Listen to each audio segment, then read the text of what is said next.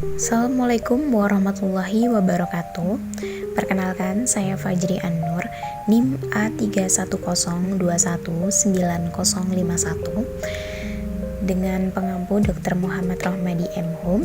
Nah, di sini saya akan menjelaskan inovasi pembelajaran abad ke-21 sebagai tugas UTS Inovasi Pendidikan. Nah, sebelumnya mari kita simak video berikut ini.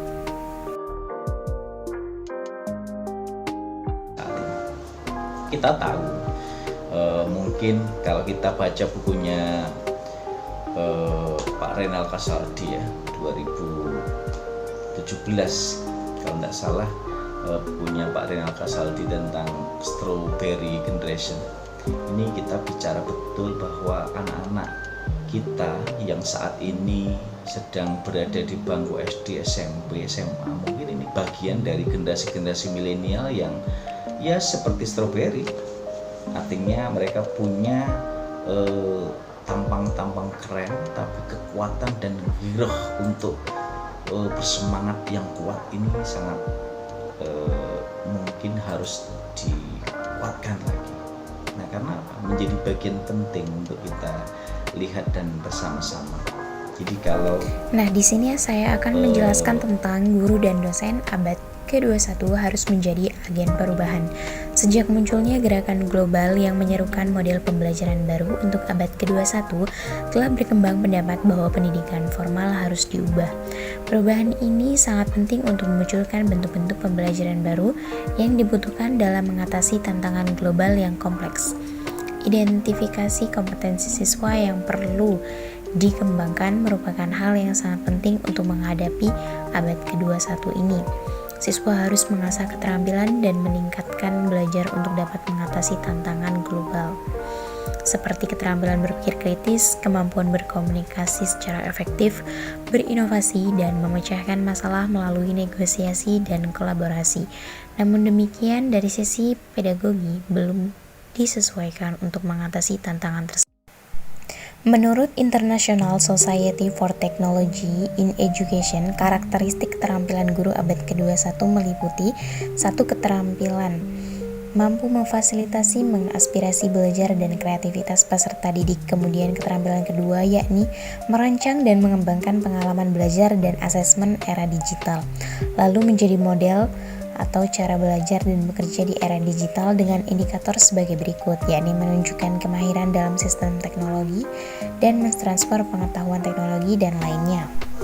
Keterampilan berikutnya yakni mendorong dan menjadi model tanggung jawab dan masyarakat digital dengan indikator diantaranya sebagai berikut, yakni mendorong, mencontohkan, dan mengajar secara sehat, legal, dan etis dalam menggunakan teknologi informasi digital, termasuk menghargai hak cipta, hak kekayaan intelektual, dan dokumentasi sumber belajar. Kemudian memenuhi kebutuhan pembelajaran yang beragam dan mendorong atau mencontohkan etika digital, tanggung jawab interaksi sosial terkait dengan penggunaan teknologi. Kemudian keterampilan yang terakhir yaitu berpartisipasi dalam pengembangan dan kepemimpinan profesional dengan indikator sebagai berikut, yakni A. Berpartisipasi dalam komunitas lokal dan global untuk menggali penerapan teknologi kreatif dan meningkatkan pembelajaran. Kemudian menunjukkan kepemimpinan dengan mendemonstrasikan visi, fungsi teknologi, dan sebagainya. Peningkatan kualitas guru untuk membawa perubahan. Yang pertama, mengikuti penataran atau meningkatkan kualitasnya. Dengan demikian, guru abad ke-21 akan membawa perubahan dengan baik. Kemudian yang kedua, mengikuti kursus-kursus pendidikan. Informasi selalu bertambah dengan era digital sekarang, maka perlu diadakan hal tersebut. Kemudian memperbanyak membaca, yakni membuka pandangan untuk berpikir lebih open-minded. Kemudian mengadakan kunjungan ke sekolah lain atau studi komparatif atau bisa disebut juga studi banding. Dan yang terakhir yakni mengadakan hubungan dengan wali siswa agar mudah dalam memecahkan masalah untuk siswa ataupun mengembangkan pembelajaran di abad 21 sesuai dengan keinginan siswa dan wali siswa.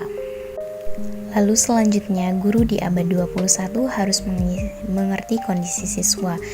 Nah, ada sebutan dengan generasi strawberry.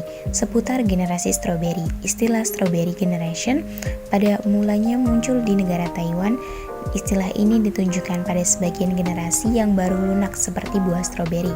Pemilihan buah strawberry untuk penyebutan generasi baru ini juga karena buah strawberry itu tampak indah dan eksotis, tapi begitu dipijak atau ditekan, ia akan mudah sekali hancur. Nah, itulah kondisi generasi saat ini di abad ke-21.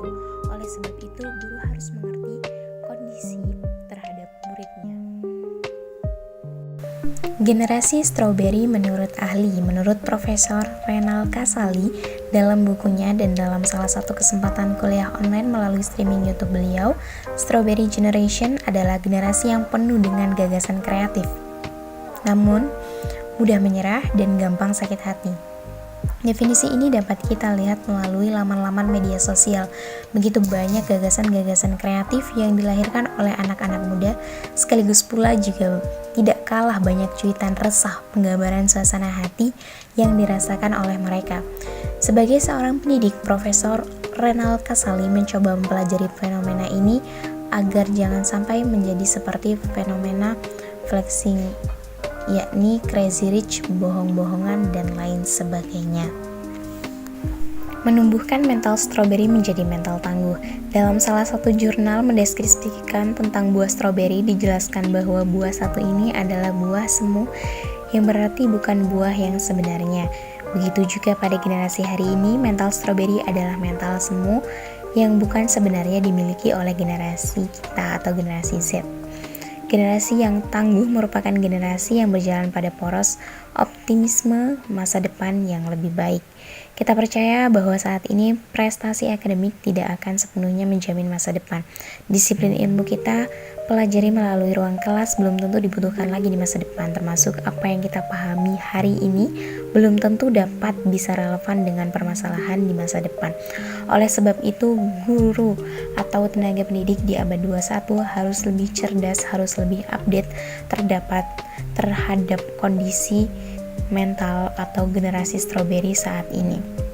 Apalagi di kalangan anak muda, mungkin berbeda di kalangan anak pada zaman dahulu yang guru-guru saat ini ajarkan. Inovasi yang harus dilakukan oleh guru, yakni Anies Baswedan dalam satu sambutannya pernah mengatakan anak muda hari ini tidak perlu lagi diberi pertanyaan akan menjadi apa di masa depan, tetapi anak muda hari ini harusnya diberi pertanyaan akan membuat apa di masa depan. Anak muda hari ini sebenarnya sudah memiliki segalanya, yaitu kreativitas, inovasi, dan sikap adaptif. Sikap adaptif mampu beradaptasi dalam segala bentuk perubahan di mana kemajuan zaman tidak dapat kita bendung. Dengan sikap adaptif, kita akan mencoba belajar kembali hal-hal baru di luar sana yang sebelum kita pahami. Inovasi dan kreatif mampu memanfaatkan keterbatasan menjadi peluang yang menciptakan kebermanfaatan. Anak muda tidak perlu dilakukan lagi. Kemajuan teknologi dan informasi membuat anak muda lebih punya banyak referensi. Oleh sebab itu, sebagai guru, kita ditantang memberikan inovasi yang lebih untuk generasi-generasi selanjutnya, untuk generasi strawberry, bukan generasi lemah, namun generasi yang tangguh. Kawan, teruslah berliterasi dengan Ratu Lisa, rajin menulis, rajin membaca. Membacalah untuk menulis dan menulislah untuk dibaca umat sepanjang hayat. Muhammad Rohadi, Ratu Lisa. Terima kasih, saya Fajri An-Nur, pamit undur diri. Apabila banyak kesalahan dalam perkataan maupun perbuatan, saya mohon maaf. Mungkin itu saja dari saya. Terima kasih. Wassalamualaikum warahmatullahi wabarakatuh.